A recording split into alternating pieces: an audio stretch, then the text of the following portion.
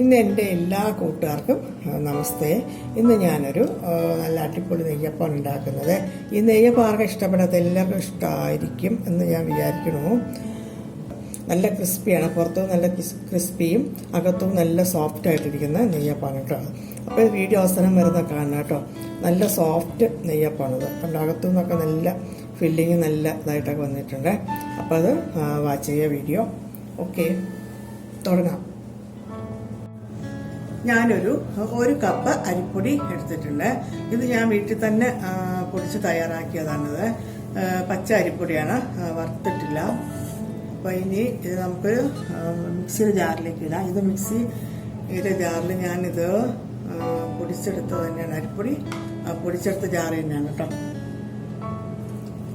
ഇനി അതിലേക്ക് ഒരു 1/2 കപ്പ് ശർക്കര ഞാൻ ആഡ് ചെയ്യുന്നുണ്ട്. വേണമെങ്കിൽ ഒരു 1/4 കപ്പ് കൂടി ചേർക്കാം. അപ്പം 1/4 കപ്പ് വേണമെങ്കിൽ ചേർക്കാം. ഞാനിപ്പോൾ 1/2 കപ്പ് ചേർത്തിട്ടുള്ളൂ. കാരണം നമുക്ക് അത്രയും മധുരം മതി. മധുരം വേണമെന്നുള്ളവർക്ക് വേണമെങ്കിൽ ഒരു 1/4 കപ്പ് കൂടി ചേർക്കാം കേട്ടോ. അതിലേക്ക് ഞാൻ ഒരു ഏലക്ക ഇച്ചിരി തല്ലി ചേർത്ത് ചേർക്കാനുണ്ട്. ഇനി ഇത് നമുക്കതൊന്ന് ഒന്നുകൂടി ഒന്ന് പൊടിച്ചേർക്കാം. ഈ ശർക്കരയും അരിപ്പൊടിയും എല്ലാം കൂടി ചേർത്തിട്ടൊന്ന് പൊടിച്ചെടുക്കാമേ. പൊടിച്ചെടുത്തിട്ട് വരാം. ഓക്കെ, എല്ലാം കൂടി ഒന്ന് പൊടിച്ചെടുത്തു. അതെ, നല്ലമാതിരി പൗഡർ മാതിരി പൊടിഞ്ഞിട്ടുണ്ട്. ഇനി ഇത് നമുക്കിതൊന്ന് ഒരു ബൗളിലേക്ക് അതൊന്ന് മാറ്റാം. ഇത് ഇവിടുത്തെ ശർക്കര നല്ല വൃത്തിയുള്ളതാണ് കേട്ടോ. ഇതിന് കച്ചടയോ ഒന്നുമില്ല, ചവറോ ഒന്നും ഇല്ലാത്തതുകൊണ്ട് നമുക്കത് ഞാൻ സാധാരണ ഉരുക്കിയെടുക്കാറില്ല. അതുകൊണ്ട് അങ്ങനെയുള്ള വൃത്തികേടുകളൊന്നും കാണത്തില്ല. അതുകൊണ്ട് ഞാൻ അതിനകത്തിട്ട് തന്നെ പൊടിച്ചത് തന്നെ അതുകൊണ്ടാണ്. ഓക്കെ, അടുത്തതായിട്ട് നമുക്ക് ഒരു ചെറിയ ജാറെടുക്കാം കേട്ടോ, മിക്സിയിൽ. അതിലേക്കൊരു 2 ടേബിൾ സ്പൂൺ ചോറ് ഞാൻ ചേർക്കുന്നുണ്ട്. ഇന്നലെ ചോറ് വെച്ചപ്പോൾ ഇച്ചിരി ബാക്കി വന്നപ്പോൾ ഞാനത് മാറ്റി വെച്ച് 2 ടേബിൾ സ്പൂൺ ചോറ് ചേർത്തിട്ടുണ്ട്.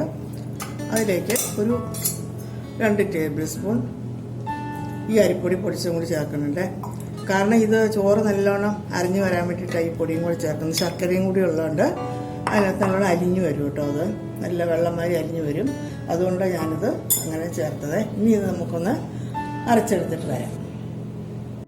ഇതേ നല്ലതുമാതിരി ഇതേ അരിഞ്ഞു വന്നിട്ടുണ്ട്. കണ്ടോ, ലിക്വിഡായത് ഇത്തിരി ലൂസായിട്ടുണ്ട് അല്ലേ. അപ്പോൾ ഇനി ഇതിൽ നമുക്ക് ഇതിനകത്തേക്ക് തന്നെ ചേർക്കാം.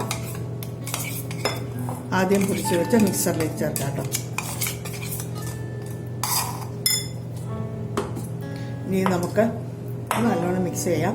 ഇത് ഇതിനകത്തും കൂടി ശർക്കര ഉള്ളതുകൊണ്ട് ഇച്ചിരി കൂടെ ലൂസാവും കേട്ടോ. അത് ശരി.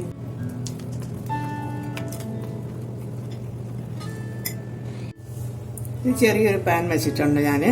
അതിലേക്ക് നമുക്ക് ഒരു 1/2 ടീസ്പൂൺ നെയ്യ് ചേർക്കുന്നുണ്ട്. എന്നിട്ട് അതിലേക്ക് അല്പം തേങ്ങ കട്ട് ചെയ്ത് ചേർക്കട്ടെ. നമുക്ക് സാധാരണ നെയ്യപ്പത്തിന് തേങ്ങ കട്ട് ചെയ്താണല്ലോ മെയിനായിട്ടുള്ളത് അല്ലേ.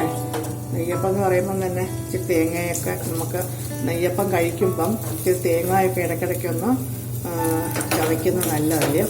ഇതൊന്ന് നമുക്ക് മൂപ്പിച്ചെടുക്കാം.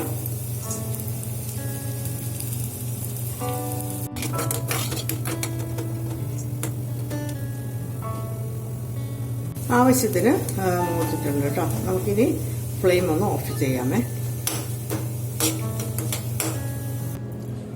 തേങ്ങ മൂപ്പിച്ചത് ഇതിലേക്ക് നമുക്ക് ചേർക്കാം. ഈ മിക്സറിലേക്കൊന്ന് ചേർക്കാം.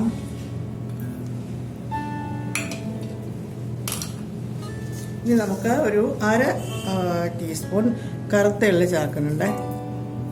നെയ്യപ്പത്തിന് പ്രധാനമായിട്ട് ഇതാണല്ലോ നല്ല രുചി കിട്ടുന്നത്, എള്ളും തേങ്ങ മൂപ്പിച്ചിടുന്നത് അല്ലേ. അപ്പോൾ അത് നമ്മൾ രണ്ടും നമ്മളത് ചേർത്ത് കഴിഞ്ഞു. ഇനി നമുക്ക് അല്പം ഒരു 1/4 ടീസ്പൂൺ ഉപ്പും കൂടി ചേർക്കുന്നുണ്ട്. ആ രുചിയൊന്ന് നല്ലതുമാതിരി ഒന്ന് ആകാനാണ് കേട്ടോ, മധുരത്തിൻ്റെ കൂടിയിട്ട്. ഓക്കെ, എന്ത് എളുപ്പമല്ലേ നെയ്യപ്പം ഉണ്ടാക്കാൻ.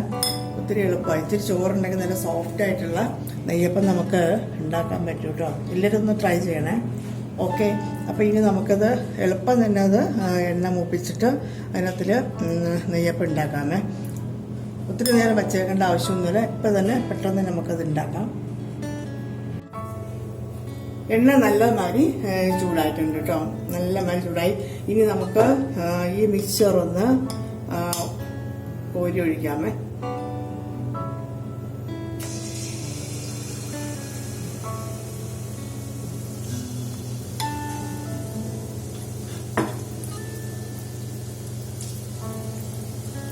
ലോ ഫ്ലെയിമിലിട്ട് വേണം ഒന്ന് മൂപ്പിച്ചെടുക്കാനേ. ആദ്യം ഒന്ന്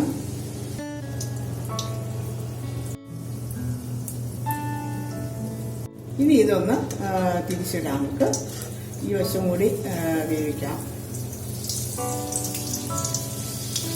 ഇനി ഇതൊന്ന് മീഡിയം ഫ്ലെയിമിൽ വെക്കാം കേട്ടോ. എന്നിട്ട് ഇതൊന്ന് നല്ലതുമാതിരി മൂപ്പിച്ചെടുക്കാം. നല്ലതുമാതിരി മൂത്തിട്ടുണ്ട്. നമുക്കിനി ഇതൊന്ന് എണ്ണയിൽ നിന്ന് മാറ്റിയെടുക്കാം.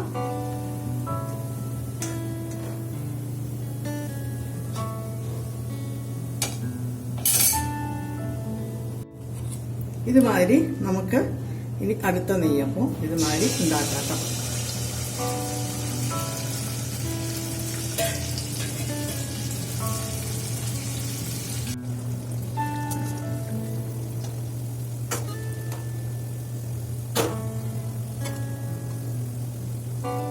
അപ്പോൾ നമ്മുടെ സോഫ്റ്റ് നെയ്യപ്പം റെഡി ആയിട്ടുണ്ട്.